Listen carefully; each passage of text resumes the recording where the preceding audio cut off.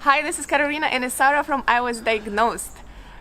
Mike to you. Okay, Mike to me. Okay, so this is a topic I'm really passionate about, which is basically the partners of the person who isn't diagnosed. Like if you're in a significant relationship and you are part of that person's environment.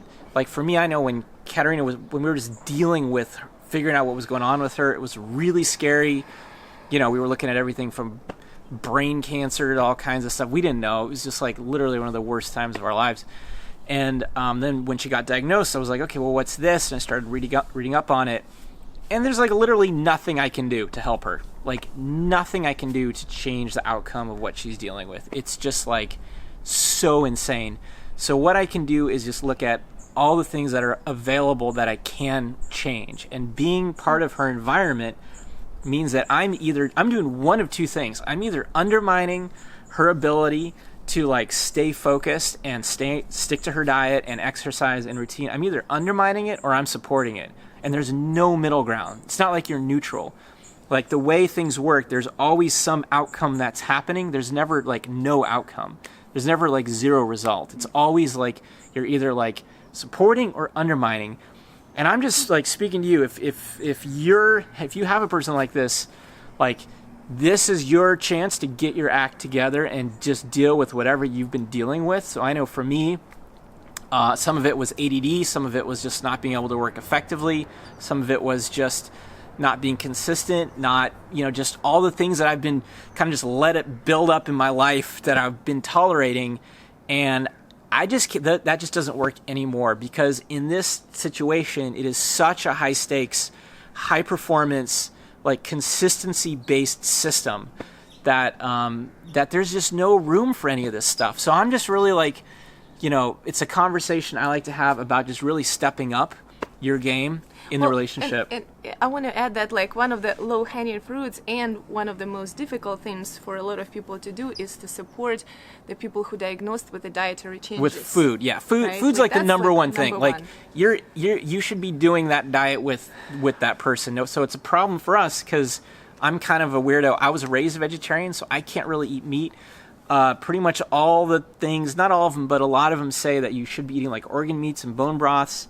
I don't know what you're doing, but that's what she's doing, and I can't really do that. Like I've tried. I have to say that's fine. You not doing that doesn't undermine me. You doing things that Right. I can't do, Right.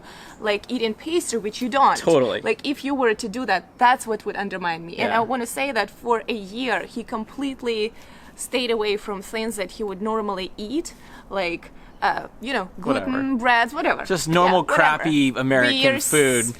Yeah, and like so one of the things was like, okay, so when she got diagnosed, when we started learning about this, we're like, okay, we're just literally going to compost all the food that she can't have. Yes. It's just gone, so she's not tempted. The one thing was beer, because I really liked beer. And she basically said, look, like this is eating my willpower, like having to resist this beer, because Katerina likes beer too. So I was like, okay, fine, it's gone. So the rule that we have now is like, I can have stuff, but if she has any temptation to eat it, it's gone. Like, it's no discussion. I don't, like, get all upset. It's just, it's out of the house. I don't want her having to deal with willpower issues when she's at home. Yeah. It's not cool. So, we've talked to people who are, like, they're dealing with this, and their significant other, their partner is just eating like crap, and they just won't change their behavior. And I just think it's unacceptable. It really is. And if you're doing that, like, I just want you to like seriously check yourself, because it's not that hard Tell me what you really think. It's not that hard to stop eating crappy food. It's really not. And like the stakes are so high that you really got to like just get your shit together and like stop being a dick. And stop being selfish. Like I know it's like harsh talk, but like I really feel passionately about this. This is low-hanging fruit. And this person has to deal with so much crap physiologically and with temptations all around. Whenever she goes to work, they've got candies and pastries. It's just shit food. Just shit, metabolism destroying food all around her all the time. And so when your person's at home, they should not have to deal with any of that stuff. They should have your full support.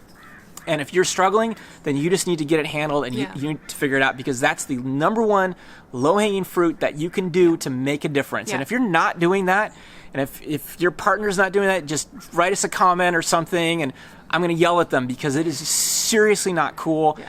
There's so much like access to like good food now, and if you live in a food desert, I'm sorry, that sucks, but you can buy food online now, like reasonably priced.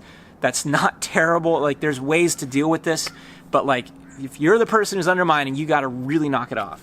And I have to say that the access to foods that are within considered on a good diet spectrum are a lot more now in the stores than they were 6 years ago. When we started, crazy. There was like, and way before we started, there was like nothing you could like substitute bread with. Our joke is that it's a good time now to get diagnosed with an autoimmune disease. Because you can go to the store and you can get like, paleo bread, you can get like whatever, paleo tortillas. And maybe. I mean, this is the internet, so like people are wherever they are watching this, so they can't because we're in Santa Cruz, but like some people are in like food deserts, but they can still order stuff on. Anyway, that's a separate conversation. We're just talking about partners stepping up right now. Yeah. We're not talking about how to buy food online or how to source it. And if you literally can't buy food, you might want to consider moving. Honestly, I know that can be hard, and you may not be able to. We're not saying that was easy. Yeah, we're not saying that it's easy at all. But like sometimes there are really hard choices that have to be made here, and that might be one of them. And I've talked to people who've been diagnosed or who try to go on some dietary changes, and they're like, oh, if only my partner, you're so lucky your boyfriend supported you, if only my partner. Like, I haven't heard a single person who said, oh yeah, and my boyfriend did the same thing also. So you were exceptional, amazing, I love you, thank you for doing that. But seriously, consider supporting your loved ones because it means a lot to us. Yeah. Okay. Hope you got it. Send this video out to that person who's being stubborn. Have them talk to me. Okay. Subscribe for more of these videos. This was fun. This is a passion of mine. Okay. Take care. Bye.